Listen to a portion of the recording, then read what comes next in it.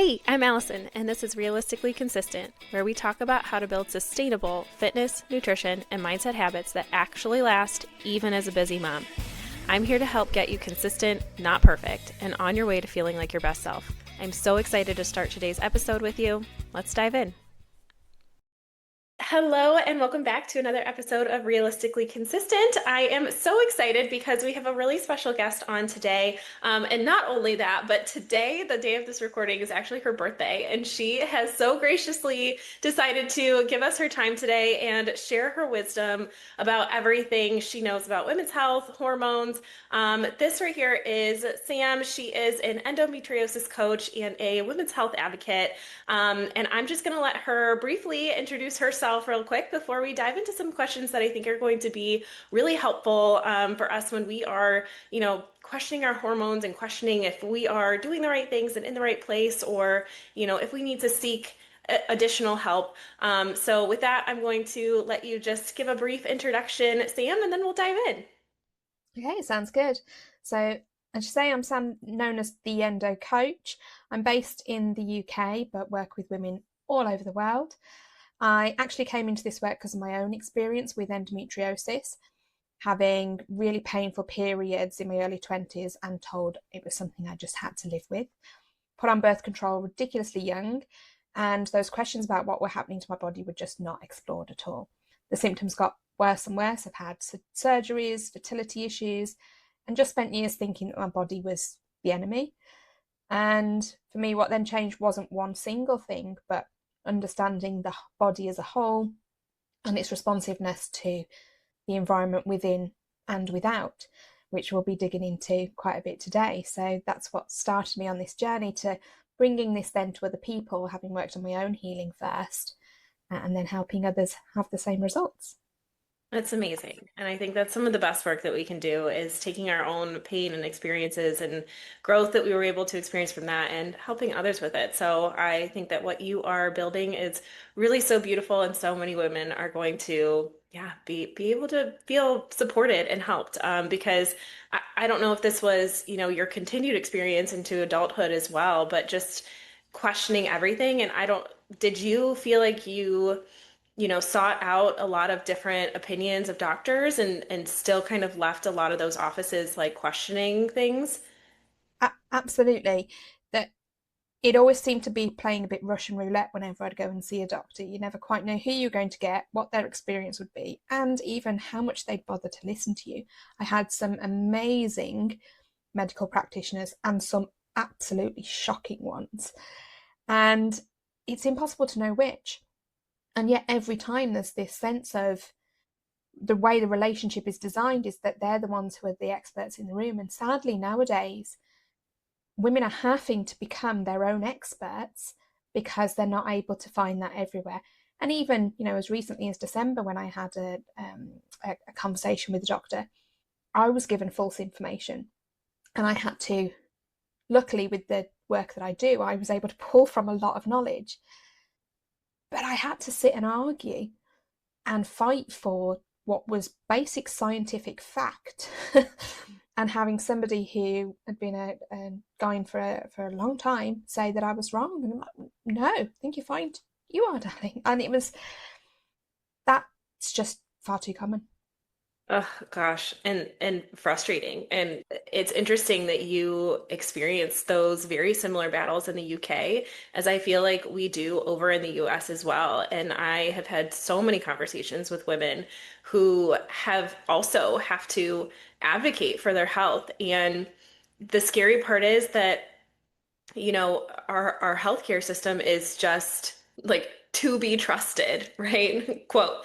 And not very many people do question what they have to say and take it at face value. And so if we don't have that experience, we don't have these lessons like you did to know to question and argue and fight for your health and what you know is right, then women are walking out of these doctors' offices thinking, okay, it's me, I'm just the problem, and feeling like they have to accept that. And that's just absolutely not the case. And I know a little bit what we're going to dive into here today as well is one of the most shocking things to me about our healthcare system is so frequently we're made to think we just need to be on a medication for Yeah. as a solution for something. And so few doctors will question what your lifestyle's like. And maybe you'll get a few like surface level questions like, oh, do you exercise? Oh, do you eat healthy? And you can say, yes, I eat healthy. And like they're like, cool. And like Yeah. let's keep moving and not like really asking, okay, well, what does that mean to you? What does Mm. healthy eating look like for you to really get to that root cause? And that's mind blowing to me that our food, what we're putting in our bodies, is directly affecting us the most. And so, why is that not the first thing that doctors look at, no matter what's going on with your body? How is that not the first thing that doctors want to dive really deeply into? And so, with that, I want to ask you the first question that I know is on a lot of women's minds is I think that especially after the age of 30, I Mhm. hear so many women say, it's just my hormones. I can't lose weight because my hormones are off, and we think that it's because of our age that our hormones are off Mm. and that there's not really any other solution other than maybe seeing a doctor for it and getting on some sort of a medication. And believe me, I know that there are some medications and things out there right now that are absolutely helping with hormone imbalances. So I'm not saying that that's not the truth, but I want to look at what are maybe some other causes Mhm. first before you feel like you need to go seek those kinds of things. Absolutely.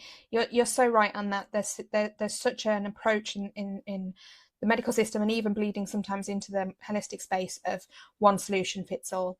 And for women especially, that just doesn't work, or so rarely does. And I think the other thing is behind that question, whether hormones are the problem, the real question as well is what signals are we giving our hormones?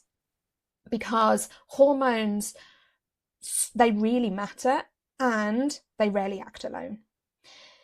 When we reach 30 plus, there's so many other things, lifestyle factors that change. And it's the whole chicken and egg, which came first, because they all work with each other. You've got chronic stress is so commonplace now for women, especially after 30. Sleep is a massive factor on how our bodies can heal, repair, and just generally be nourished and thriving. Blood sugar instability, it's such a common thing that can make such a massive difference that seems so simple in some ways. Reduced muscle mass as we start heading towards the perimenopause as well, as the hormones change, but so does our body makeup, our literal body, muscle and bone mass. You've got gut imbalances that come in, cycle awareness, and how, especially as things start changing towards perimenopause, our awareness of our cycles become less because it appears to be less clear. And so our relationship with it breaks more. And then just general inflammation. All of these things bring inflammation, and inflammation causes more spikes, which causes more inflammation, and it just goes into this whole spiral of thing. And I see so many women blaming their hormones, understandably so, when actually their hormones are responding to a body that's understressed, undernourished, or just metabolically confused. And hormones can affect our weight in so many ways as well, which is always, and especially in the space of conditions like endo, where weight is brought up as a topic so often in medical spaces. And it's actually really hard to lose weight because in endo, PCOS, adenomyosis, fibroids, all of these things, because of some of the relationship with these other factors. And our hormones affect that backwards and forwards. So, Mhm. insulin, if we have irregular meals, our insulin can spike. Mhm. If we have the chronic stress, that can raise our cortisol levels and completely throw us out of whack. Really bad night's sleep, that's going to increase our level of hunger Mhm. and lead to, because we're tired, quite often, choices that aren't necessarily for the best for us. Mhm.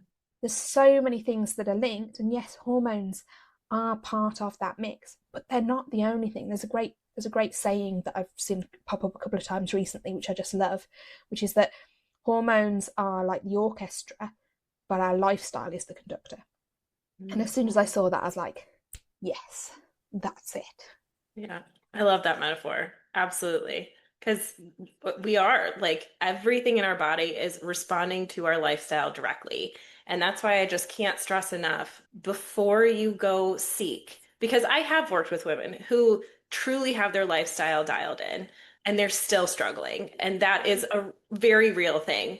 So I have a question about that as well. But before you go seek support from just directly your hormones, I cannot stress enough to all the areas that you talked about, your stress levels, your sleep, what you're putting in your body, nutrition wise, all of those things, how you're moving your body. Really take a look at realistically, are all of those things working for you? And are all of the things that you're doing telling your body to react in a positive way or in a fight or flight way? So, my next question then is for those women who truly do believe they have the lifestyle dialed in, like they're Mm-hmm. exercising 150 minutes a week as per recommended.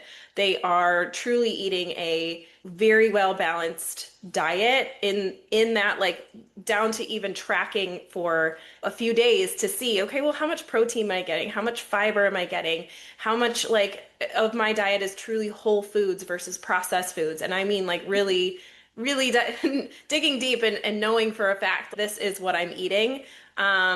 They're sleeping well, they're managing their stress, like all of these things, and still something feels off, or it's still just they can't seem to lose that weight. What are some recommendations that you would see, or potentially other things that we could be missing that we need to look at before we go seek that other help, if that makes sense? Yeah, absolutely. And this is where a lot of my work comes in, because a lot of the women who fall into this category then tend to find something, which is the kind of things I look at, right? Like the endometriosis, PCOS, all of these things. There are some genuine conditions where our ability, no matter if we're doing everything right, our ability to then regulate what's going on inside of our body isn't as simple. Mhm. And that's why, and I've seen this time and time again, there's symptoms that show up, some of which are obvious and some of which are just not at all. Mhm. Your body is constantly communicating to you. Our bodies are a vessel that sends signals 24/7, and some of them are telling us things that we have been taught so long to ignore. Some of the biggest symptoms that I always say massively worth investigating: extremely painful periods straight away, heavy bleeding, missing periods, severe levels of PMS. Fertility, that is one that people then do tend to go and seek help from. But even like fatigue, but a level of fatigue that no matter how much you're trying to sleep doesn't seem to actually work. And that's again that's a beautiful example of something where we can be doing the thing that looks right, but it's not achieving the thing that we want it to. So with fatigue, quite often what can happen if we are in that constant fight flight state, in that sympathetic nervous system where we're constantly scanning for the proverbial woolly mammoth that our ancestors have built through our DNA, we can be sleeping and resting. But there's a very big difference between resting in a parasympathetic, healing, relaxed body, holistic state, and having your eyes closed, lying down, but your body's still going, there's a tiger coming, there's a tiger coming. Mhm. Looking at somebody, those two states can look the same, Right. but only one of them is going to actually help what's going on inside. Mhm. So if you have fatigue that seems to just consistently be there, no matter how much sleep you're actually getting, that's a red flag. That should be an alarm signal that goes, something isn't working. And there's a whole host of other things where you can look at hair loss, unexplained weight gain or weight loss. Mhm. Bloating is one that's underestimated how much of a signal that can be. That is literally your gut saying, not happy here. And again, that can be that you're following the foods correctly, but we're all individuals, and that's why approaches like what we talk about is so fundamental, because in the same way that one pill doesn't solve it all, I could have two women who present with the exact same things, but what they need is entirely different, even on a food level, let alone everything else, because we can have different sensitivities. Our microbiome could be built in a way that something that works for me would be shocking for you to have. And that's where following the right guidelines, great, it's a good place to start, 100%, but it's not your only place. And any of these things that show up, that should warrant I need to look into this, because there are things like, I say, endo, PCOS, thyroid, fibroids, adenomyosis, and a whole host of others. They're just always the top common ones that come out, where lifestyle and nervous system all come into play and create a unique batch of what's going on for you right now. And something isn't right. Yeah, absolutely. And so I have a couple follow-up questions to that, and I'm Yeah. trying to remember because you talked about a few things that I want to cycle back around to. Um, and I think the primary one, kind of like you said, you and I take such a unique approach, I think, as compared to a lot of people, because we recognize that everybody is so different. And so what works for one does not always work for another. However, like we also recognize there's some really base level things that do work for everybody. But then when we start diving into like, okay, something feels off, I actually saw a reel somebody posted just yesterday that was talking about some coaches tell you to listen to your body, but me listening to my body means I'm gonna eat like cake and ice cream and da da da. And I was like, that's not what listening to your body No. means. Like if I were to listen to my head, absolutely, Yeah. I'd be eating like the cookies and the cake and the ice cream all day. But what we mean by listening to your body is like truly be so in tune with your body that you can feel when something is even the tiniest bit off, like the bloating, or even like the gas, or even if your sleep doesn't actually feel restful. Like so many of those things, there's so many things to be really in tune with your body for. And Mhm. so, two things that I really want to dive deep into is one, how can we use our nervous system to regulate some of these things?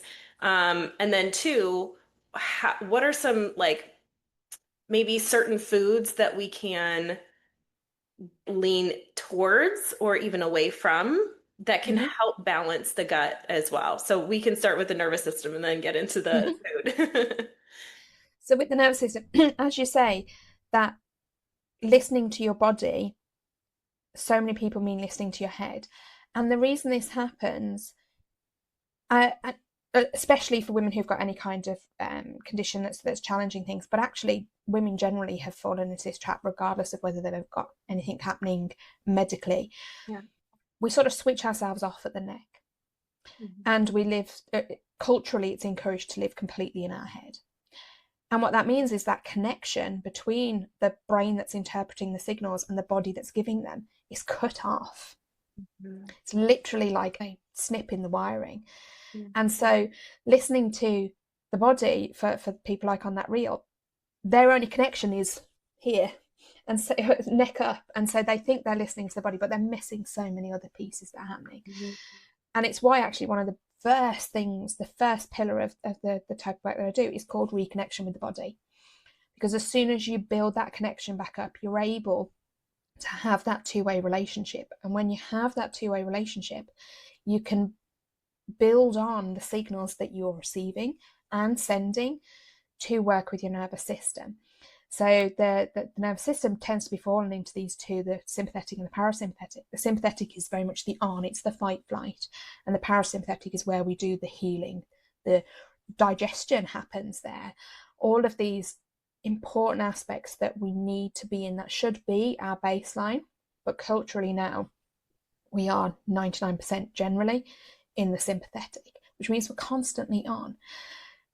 On a very basic level, that sympathetic nervous system, why it's called fight or flight, its job is to get us away from the proverbial woolly mammoth from ancestral times, or the danger that's presenting in front of us right now.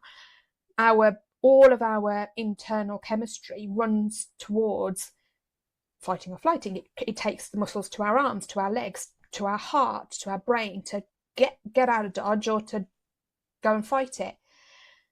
When we're in that 24/7, which so many of us are now, though that chemistry is not working in the rest of the body, which is why then those signals, like the poor sleep, like the bloating, is your body's way of saying, I'm Mr. Stomach and over here and I'm not getting any of the energy at all. Please help me. By working then with the nervous system, we start to transition out of this 24/7 sympathetic fight flight state, which sends the hormones, it sends the food, it sends the blood, it sends our internal workers, if you like, to the whole of our body. And as soon as that starts happening, at first, quite often what happens is certain body parts will kick off a little bit more because they're suddenly going, oh, you're paying attention to me. Okay, here's all the problems. So first it can be, and I've had this happen a couple of times with women, that they'll say, oh, I tried that thing, but actually I feel worse. Yeah, because your body's finally going, oh, she's listening to me, so I'm going to tell her the entire life story because she's finally listening. And then it will settle down. In the same way, if you meet a friend you haven't for a long time and they tell you the life story and then they quieten down after 10 minutes conversation. And it's the same thing. And the more we deepen that relationship and bring ourselves back into that parasympathetic more and start to get to a point where that's our baseline, the signals are able to, one, be much more subtle, which means less pain, less challenges, etc., because we're paying attention, so it doesn't have to scream at us, and much less frequent, because when we get a signal and pay attention to it and make a behavioural change, I mean, it doesn't have to be dramatic changes we're talking about here at all, but when we respond with a change, our body can heal, it can repair, it can create the new cells that enable us to have a much easier time of things. And that's why the nervous system is something I literally would happily talk about for years. Like, I could spend an hour talking about it because it's so fundamental. Yeah. And it supports everything because, as well, we've been talking about food. Well, can I actually ask you one question first? Do you have, before we move on from the nervous system, I would love to know, do you have your favorite tool, your favorite strategy for starting to tune into the nervous system and starting to heal from it? Because like anything, it's a process, right? It's going to take time. It's going to take multiple tools. We can't just put all our eggs in one basket and rely on that. That's how health works, right? But I am curious what your go-to starting tool is to start to regulate that nervous system. Yeah, that's a really good question. So one of the first ones I tend to start with is like a sort of, it's like a body scanning and a body tuning in. Because quite often those who are in their head all the time will say, oh, I don't feel any signals in my body. And so I'll talk them through a simple looking exercise of just noticing various body parts. And it's kind of, anybody who's done yoga nidra, it has some similarities to that. It's essentially being in a completely still space, lying down and focusing on each body part one by one, really slowly. And like, I'm not talking like hand, arm, like, no, it's right hand, thumb, first finger, middle finger. And you don't have to spend hours on each part, 5-10 seconds on each. But what that starts to do is it just gives you a moment to start focusing all around. And brings your attention and focus to the parts of your body, because at that point you're still likely to be in sympathetic, where you're going to be having a high focus, but it brings your focus into the body. And generally, which is why yoga nidra works for sleep, it starts to relax you, which then starts getting you into the parasympathetic. And all you do to start is just notice. No trying to interpret or judge or query. Learn to just notice first. What part of you is hotter or colder? Do you get a little bit of tingles or any little movement or a little twitch? Or, sometimes when you focus on a particular body part, you might get an image or a colour in your mind. Going with a complete curiosity that whatever comes up is whatever is supposed to come up, Mhm. and trusting that it's for a reason. And you might not figure out that reason for weeks, that's fine, depending on how disconnected you are. But you're straight away telling your body, hey girl, I'm listening. Mhm. And it's amazing how quick your body responds when it starts to feel safe enough to talk to you.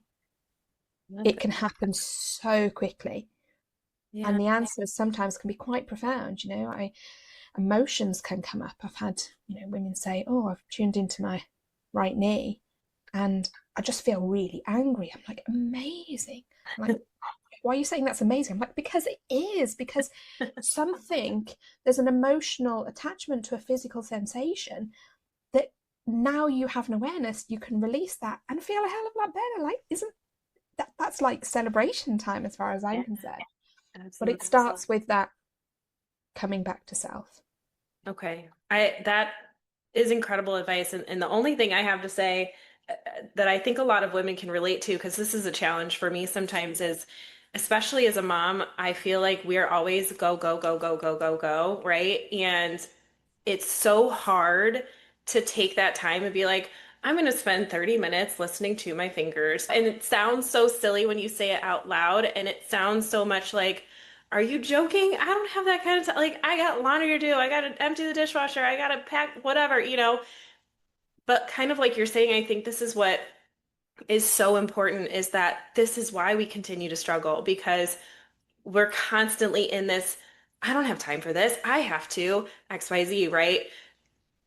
But then it goes back to that age-old saying, like, if you want something to change, something has to change. And so while it can feel really silly, and this has been a struggle for me too, like I am not one to want to slow down Mm-hmm, mm-hmm. and literally just sit and heal my nervous system. But this is one of my goals for this year is to sit with myself and it's going, okay, I haven't done it as much as I like want to, but I'm truly again, after talking with you in this conversation, like it is so glaringly apparent how important that type of work is, even though on the surface, just like looking at it, like, what are you doing? Yeah, Seems so silly, but you are doing such deep, important work by doing that. So that's one of the main messages I just want to get across through this episode is truly forget the to-do list, brain dump it on a piece of paper yeah. and come back to it later because this work is so, so important. So then with that, let's But go ahead and dive in. Oh, go ahead. I was just going to say on that, the other thing to add, especially for those of us who are parents, if your child came to you crying, Hmm. "Mummy, something's wrong. Mummy, I'm really upset." There is certainly the vast majority, by a long shot, would take 5-10 minutes minimum Yeah. to take a breath, go down to the little one's level, and go, "Honey, what's wrong? What can I do to help? Do you need a hug? Hmm. Do we need to go and do something?" Whatever it is, the vast majority of us will at least spend that 5-10 minutes to find out why our little one is so incredibly distressed, right? Right, right. Wouldn't Or even even think asking, about it. where does it hurt? Like that's one of the most Yeah, common questions I ask is like, where does it hurt? And I'm expecting them to do a scan of their no. body Yeah, yeah, and be yeah. like, And then, yes, truly, like where am I hurting? And we'll go through a few different, you know, part like body parts like that and be like, where do you feel pain? And yeah, I do feel like that's, you know, we associate the physical pain, but then sometimes we need to sit back and be like, if I'm experiencing emotional pain, where am I feeling pain in my body? Right? Because that is so, absolutely. yeah. Hmm. Yeah, it's also linked. And if we can spend that 5-10 minutes with little one, and we wouldn't in that moment be thinking, I really need to go and do the laundry. Right. We just wouldn't, right? Because that natural mothering instinct happens. Hmm. We need to be bringing the same to us. Hmm. Because it's the whole, you can't pour from an empty cup analogy that gets bandied around all the time, but it's bandied around because it's so true. If we don't give the same amount of care and love to ourselves that we will to our little ones, we're going to be the ones that break. And then when they need us the most, we're not available for it. And I know as a mum myself that can feel a bit like, oh yeah, thanks, Sam. But it's because it's true, right? Yeah. And this is that 10 minutes you can give yourself, and it doesn't take long at all, pays dividends. absolute dividends. Yes. Uh, and that's where then, to answer the bit about the food as well, Yeah. we can do that in a way that's for us and for our families as well, right? Mhm. Because again, we'll generally want to give the best food and nourishment to our little ones, and then we just eat whatever scraps we're given. And yet, what we're putting in radiates out every time. So, and a lot of the stuff, some of the stuff is quite the basic that I, suggest to do, the things that nobody would be shocked to hear, Mhm. fruits and veg, herbs, spices, legumes. Variety is the spice of life. It feeds that microbiome. It gives us that variety to be able to work with and take all of the nourishment from the food into our bodies. Drinking. We all know we don't drink enough water because it gets talked about all the time, but it's so true. Yeah. We have to have so much more water than we think to be able to function, not thrive, just function. And most of us are living below the level of function for Yes. water intake. It's the focusing, as I say, on the fruit and the vegetable, quality protein, healthy fats, whole greens, and less reliance on the ultra processed food, the sugar spikes, and those refined carbs. Again, that level of advice isn't new. And I also recognize very well sometimes it's hard to follow those Mhm. pieces. It is so much easier just to grab something, especially when you're running around, you've got a lot to do. Mhm. But then again, like with the thing we spoke about with the nervous system, the more time we can give it, it pays dividends. Yeah. Water is an absolute fundamental. Even I have to remind myself of that sometimes. When I get really into something, I'll just forget, but I pay for it because Yeah. that tuning in that I do so regularly with my body, I'll know about Mhm. it. And I'll pay, and Yeah. I'll pay the wrong way. Yeah. And I think I don't want to cut you off, but I think that that's again where it's so easy, especially as a busy mom, to be like, "Ugh, I'll worry about it later. I'll worry about it later." But then I think sometimes we don't make the connection when we feel frustrated later in the day because we're exhausted or because we are moody or because we are whatever. And we don't always make that connection. Oh, it's because all I've had to eat today is a protein bar. Oh, Yeah, it's because all I had to drink today is that single cup of water I slammed before I walked out the door, And so it's like when we can start making that connection, that can start to grow that importance. And one of the things I talk about all the time is like having that why. Why is it so important for you to spend the extra time on the weekend meal prepping or, and when I say meal prepping, I don't mean like cooking a whole bunch of different things and putting them all in containers. It genuinely just means let's prep the things that we know. Like for me, if I don't cut up the pepper and tomatoes that I'm going to put in my breakfast bowl in the morning, I'm not going to have time during the week to do yeah, that. Like, I'm going to chop up the veggies that are going to go in the thing. You know what I mean? And that's what I mean by meal prepping because that's how I know I get the variety. And to talk about another metaphor, I listened to another endo coach about a year ago, but I wish I could remember the podcast that I listened to. And the way that she laid out our gut was so powerful. And she said, like you did, it is a microbiome. Our gut is a microbiome. And when you think of a microbiome, you have to think of like a city. In a city, the way that a city runs and functions, everybody has its own different job. And you take away one of those jobs, it's not going to function nearly as smoothly. And that's what our gut microbiome is craving. It's craving grains and legumes and fruits and veggies mm-hmm. and, for some people, dairy. Like, and I say some because I know that that can be an irritant for others. So it's like your gut microbiome is very unique to you. And we have to understand that, like, when you start taking away a piece that it needs to thrive, that will throw off your hormones, the way that you feel, everything like that. And so when we say variety, like, truly, I hear people say, like, oh, I just don't really like veggies. Like, find a way to like them. Yeah, There's yeah. so many options out there, truly. I was talking to somebody there the other day. She's like, I can only eat vegetables if they're roasted. I understand. Fine. Then go roast all your veggies, Roast them. eat them up. Yeah, Like, so yeah, find the way that works for you, but just know how genuinely it is important. that you do figure out how to get it all in. Yeah, absolutely. And the other thing I want to add here is how our cycles come into it. Hmm.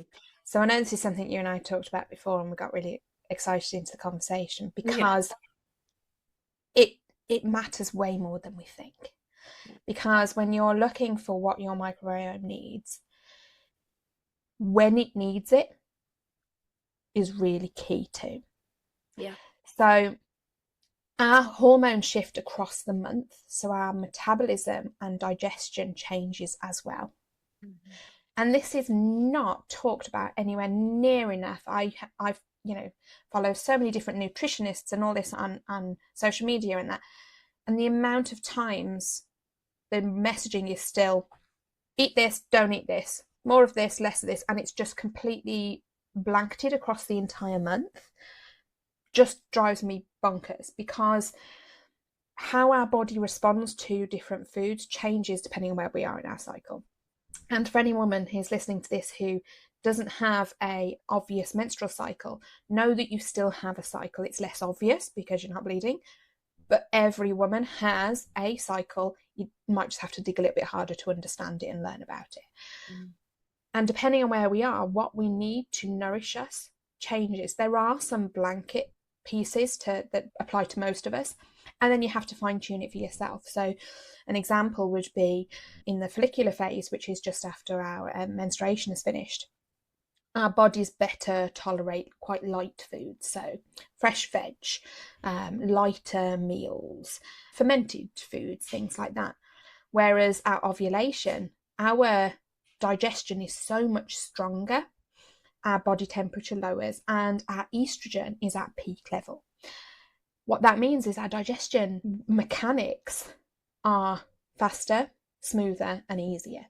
So that's when we can digest things that are a bit more complex in how to digest. So thinking like your raw foods and your salads, where there's a very different amount of energy required to process them, and we can tolerate them much better. Whereas as we start moving towards our menstruation, our energy demands increase because our body's about to do a big shift in literally shedding of the cycle, but our ability to process slows down. So that's when things that are a bit more complex, our complex carbohydrates, quite grounding, warming foods really come into it, slow energy release foods. Those pieces came out.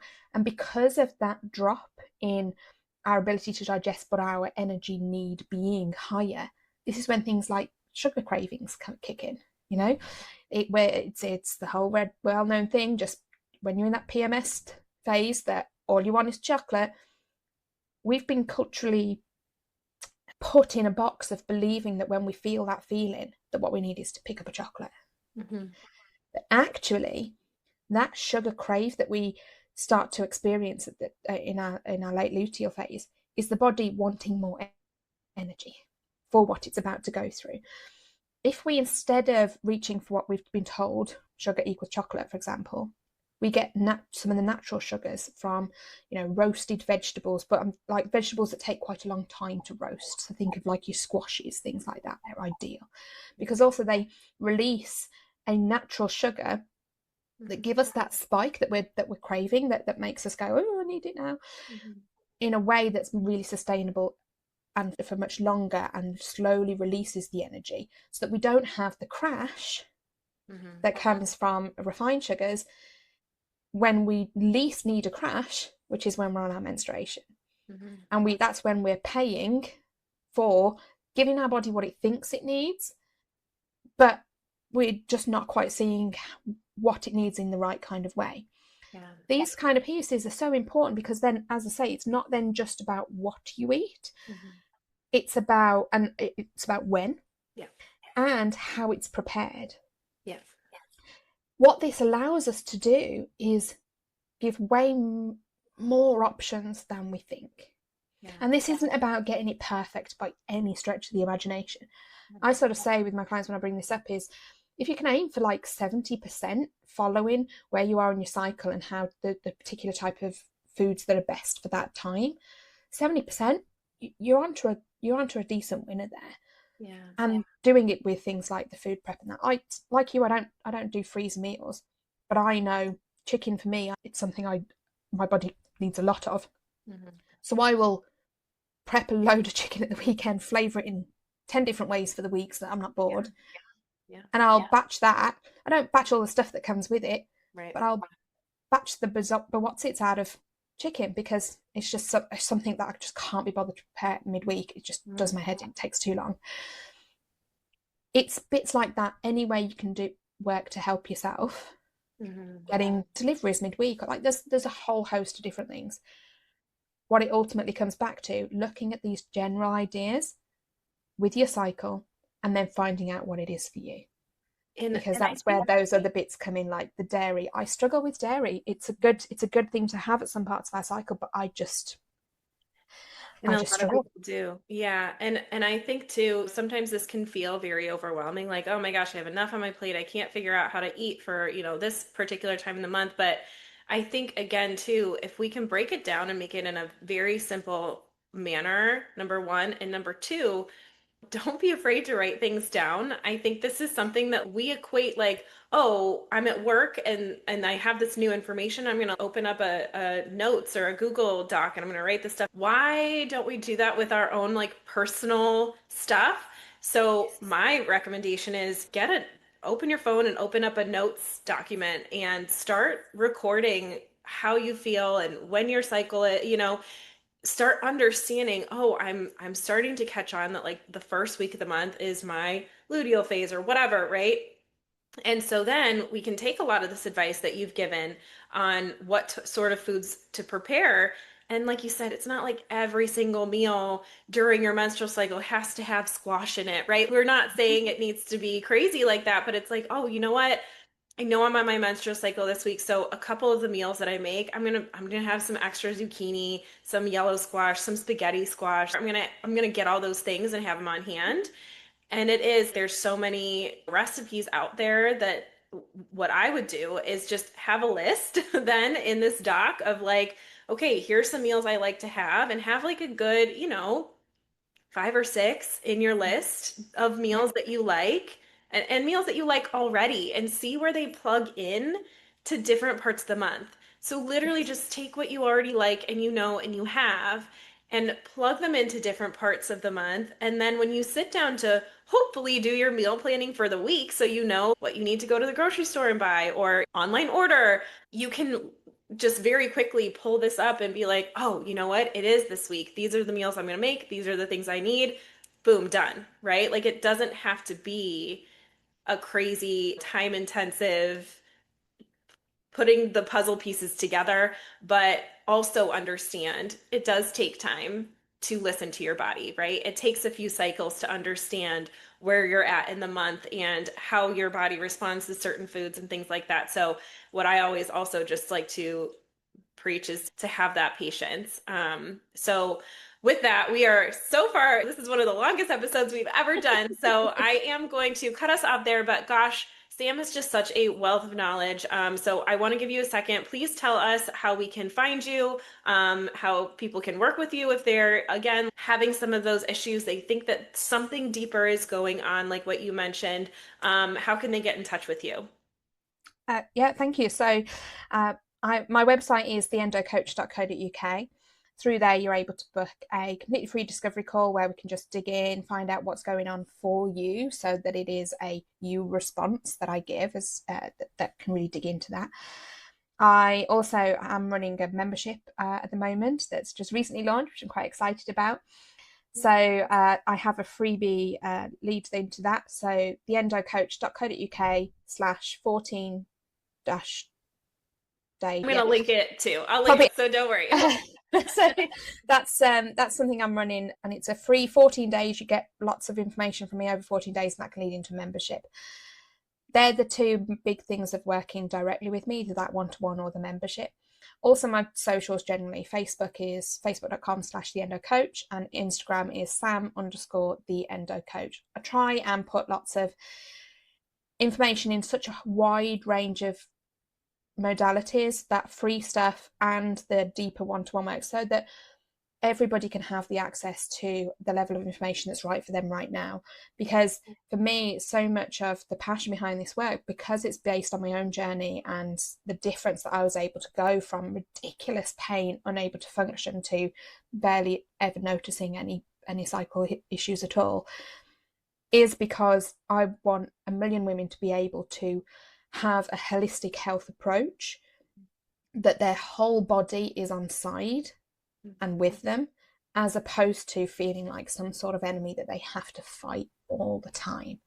Yeah. That's why it's such a big thing for me to be able to have conversations like this as well, and dig into a whole host of different ways that we could go down, because it's important. Yeah. It's important that as women we have the right support that matches how our bodies actually function, as opposed to trying to fit into a box that we were never born to belong in. Absolutely. Yeah. Oh my gosh. Thank you so much for your time. I feel like we could keep going for another hour. So we'll have to have you back on. I so appreciate your time. And, as always, if this episode resonated with you, you think that there is somebody that needs to hear this message at all, I encourage you to share it with them.